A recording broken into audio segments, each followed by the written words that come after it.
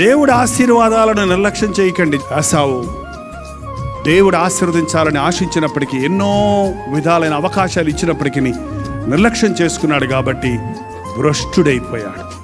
భ్రష్టుడు అంటే ఇంకదేనండి, విడిచిపెట్టబడిన వాడు భ్రష్టుడు. ఆ మాట భలే భయం, నాకు భలే భయం. ఎన్నిసార్లు గద్దించను లోబడనొల్లని వాడు మరి తిరుగు లేకుండా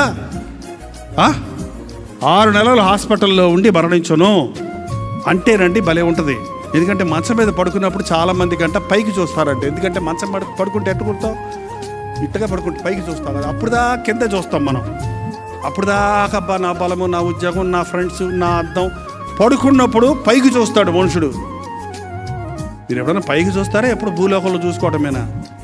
ఆ ఉద్యోగం రాలేదు, ఈ భూమి నాది, ఆ ఇల్లు బాగుంది, ఈ డ్రెస్ భలేగా ఉంది, బొమ్మకు కట్టి పెట్టారు, ఆ బొమ్మ డ్రెస్ నేను వేసుకుంటే ఇంకెంత బాగుంటుంది, ఇయే చూసుకుంటుంటారు లోకంలో. తలుకులు బెలుకులు ఇప్పుడు అన్ని మెరుపులు అన్నీ ఎక్కడ చూసినా ఇయే చూస్తున్నారా? ఎప్పుడన్నా మీరు ఆకాశం ఉంది, నా దేవుడు ఉన్నాడు, నేను చచ్చిన తర్వాత వెళ్ళేది సమాధిలో కాదు, ఎక్కడికి వెళ్తున్నాం, పరలోకి వెళ్తున్నామని ఎప్పుడన్నా ఆలోచన చేస్తారా లేదా? అసలే